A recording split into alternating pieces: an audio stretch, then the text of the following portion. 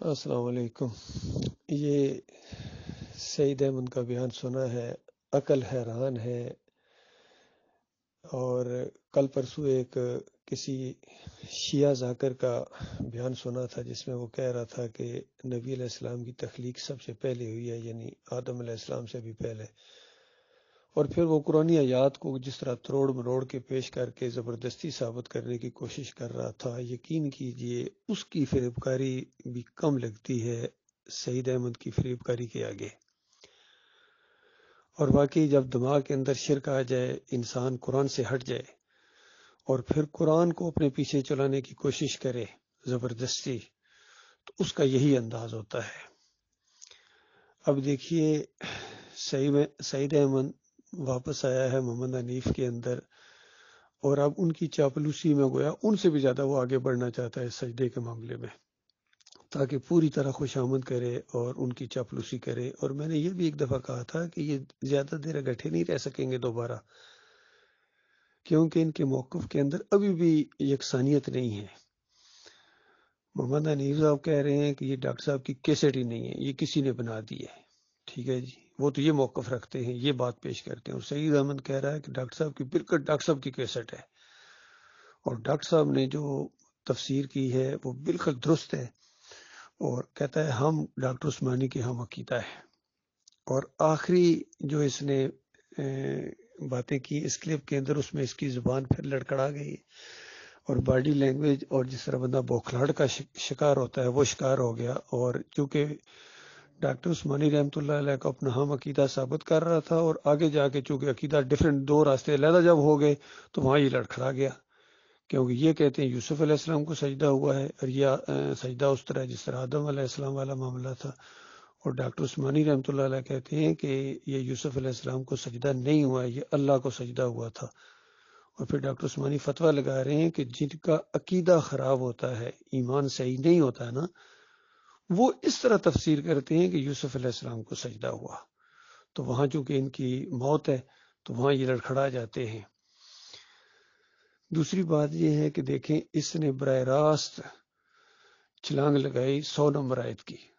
نہ 4 نمبر آیت کا کوئی حوالہ دیا، نہ 6 نمبر آیت کا تو خیر ذکر ہی نہیں کیا اس نے۔ تو اصل میں یہ ان کی مجبوری ہے کہ جو 6 نمبر آیت ہے اس کا حوالہ دے دے تو ان کی ساری کہانی خراب ہو جاتی ہے، ختم ہو جاتی ہے۔ اب ہمارے سامنے معاملہ یہ ہے کہ 6 نمبر آیت کے اندر یعقوب علیہ السلام نے اس خواب کی تعبیر بتائی ہے، اور اسی کو تعبیر لیا ہے امام بخاری رحمۃ اللہ علیہ نے، خوابوں کی تعبیر کا باب باندھ کے انہوں نے 6 نمبر آیت کو لائے ہیں، اور جس کا حوالہ یہ دے رہے ہیں 100 نمبر آیت کی شروع کا، اس کا امام بخاری نے ذکر ہی نہیں کیا، اس سجدے کا ذکر ہی نہیں کیا ہے، کیونکہ وہ سمجھدار آدمی تھے، ان کو پتا تھا ایسے فریبکار بعد میں آئیں گے جو اس کو لے لیں گے، لہذا اس اللہ کے بندے نے اس کا ذکر ہی نہیں کیا، اس سجدے کا ذکر ہی نہیں کیا، اور بات وہاں سے شروع کی 100 نمبر آیت کے آگے سے، اور پھر 101 نمبر آیت لائے اور اس کو خوابوں کی تعبیر میں لائے کہ یہ ہے خواب کی تعبیر، اور حرف بحرف یوسف علیہ السلام کے وہ الفاظ اور یعقوب علیہ السلام کے الفاظ آپس میں ملتے ہیں، تو یہ ہے تعبیر۔ اب ان سے یہ کہنا ہے ہمارا، اور اس سے پہلے ہم سعید احمد کو کہہ چکے ہیں جب یہ ہمارے ساتھ براہ راست بات چیت کر رہا تھا کہ پھر وہی شکل بن گئی، تو ہم نے اس کو کہا تھا کہ تم جو مرضی شکل بناؤ، صرف اتنی بات بتا دو کہ یوسف علیہ السلام کے بھائیوں اور والدین نے یوسف علیہ السلام کو سجدہ کیا تھا یا اللہ کو کیا تھا، بس اتنا ہمارا اختلاف ہے۔ اگر تم کہہ دو کہ یہ سجدہ اللہ کو ہوا تھا، اور جس طرح مرضی تم اس کی تفسیر کرو، گما پھرا کے کرو، جو مرضی کرو، اس سے ہمارا کوئی اتنا لینا دینا نہیں، ہم نے تو نتیجہ نکالنا ہے کہ نتیجہ کیا ہوا، سجدہ یوسف علیہ السلام کو ہوا یا اللہ کو ہوا۔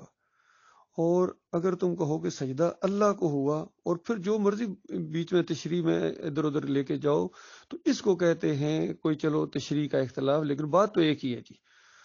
اب یہ دیکھیں، اپنے اس باطل استدلال کی جو ہے نا وہ مثال ایک اور دے رہا ہے کہ کلیب بدر کا معاملہ، حالانکہ کلیب بدر کے معاملے میں عبداللہ بن عمر اور عائشہ رضی اللہ تعالیٰ عنہا کے درمیان جو اختلاف ہوا تھا، عقیدہ دونوں کا ایک ہی تھا کہ مردہ نہیں سنتا ہے، ہاں اگر وہاں یہ اختلاف ہوتا کہ دونوں کا آگے موقف تبدیل ہو جاتا، عبداللہ بن عمر کہتے مردے سنتے ہیں اور عائشہ رضی اللہ تعالیٰ عنہ کہتی نہیں سنتے ہیں، تو پھر اس کی مثال دینے میں کچھ جان پڑ جاتی. لیکن وہاں تو یہ چیز نہیں ہے، وہاں تو دونوں کا یہ عقیدہ ہے کہ مردے نہیں سنتے ہیں. اور اختلاف ہوا ہے تو اس ایک موقع کے اوپر ہوا ہے کہ اللہ نے ان کو زندہ کر کے سنوایا، یہ معجزہ ہے. اور یا زندہ نہیں کیا بلکہ سننا بمانی عالم ہے، یہ اختلاف ہے وہاں. اور پھر اس کو یہاں لے کے آ رہے ہیں کہ ہم اس کو خاص واقعہ مانتے ہیں، یعنی معجزہ مانتے ہیں. تو کیا یوسف علیہ السلام کے بھائیوں نے جو سجدہ کیا وہ ایک معجزہ تھا؟ بھئی یہ معجزہ کیسے؟ یہ تو معجزہ نہیں ہے، یہ تو ایک حقیقت ہے جو سامنے آئی ہے. پورے خاندان نے ان نعمتوں اور رحمتوں اور برکتوں کی وجہ سے جو اس خاندان کے اوپر اللہ تعالیٰ نے کی، اس کی وجہ سے شکر گزاری کے طور پر اللہ کے سامنے سجدہ ریز ہو گئے. اور یہ تمام انبیاء کی سنت ہے، تمام انبیاء کی سنت ہے. یہ سورہ مریم 58 نمبر آیت نص ہے اس معاملے میں. اور وہاں تو نام لیا ہے اللہ تعالیٰ نے اسرائیل کا، یعنی سارے نبیوں کا ذکر کیا، اور پھر چند نبیوں کے نام لیے جس میں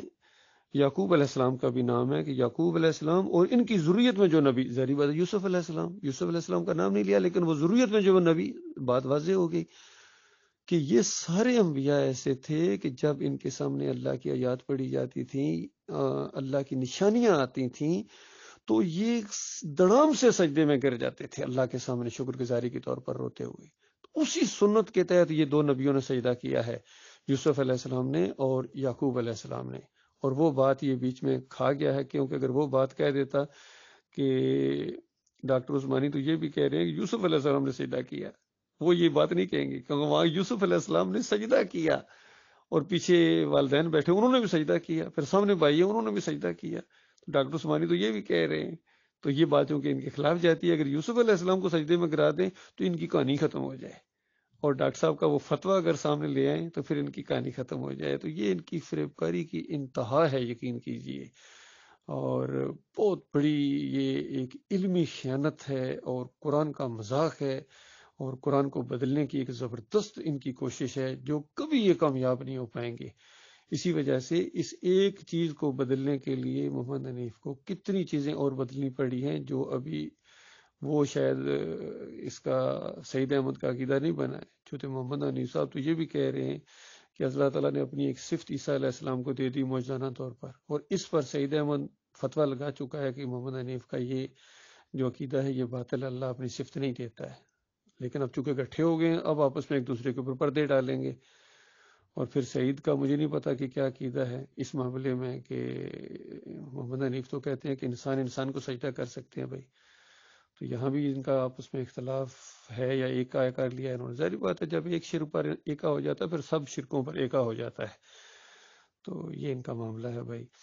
ان کا جو بھی بیان سامنے آتا ہے یقین کریں ہمارے ایمان میں اضافہ ہوتا ہے، اور ہمیں اور یقین آتا ہے کہ واقعہ ہی ان کے اوپر شیطان کا وار ہوا ہے، اور واقعہ ہی اب یہ زندہ طاغوت ہیں.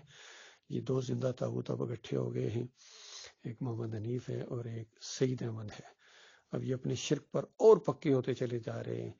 اب ان کو جو مشرک نہیں سمجھتا ہے یا ان کو جو اپنا امیر مانتا ہے ان کے اوپر اللہ کی کتاب کا فتویٰ ہے والذین کفروا اولیاؤہم الطاغوت، کہ صرف کافر ہی ان طاغوتوں کو اپنا امیر بنا سکتا ہے. کوئی مومن ان کو اپنا امیر کا امام کیا، مومن تو ان کو مقتدی بننے کے لائق نہیں مانیں گے. اور واقعی یہ اب مقتدی بننے کے لائق نہیں چاہے جائے کہ امیر تنظیم ہو یا امیر محترم ان کو کہا جائے یا ان کو عالم دین کہا جائے.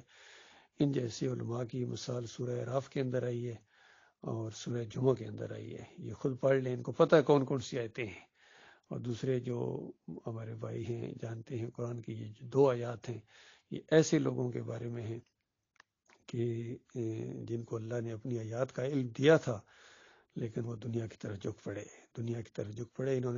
انہوں نے انتظار نہیں کیا آخرت کا، حالانکہ اللہ نے بڑے درجات ان کے تیار کر کے رکھے ہوئے تھے. اگر یہ ایمان کے اوپر قائم رہتے، یعنی اسی ایمان عقیدے کے اوپر جو توحید کا عقیدہ ہے. جو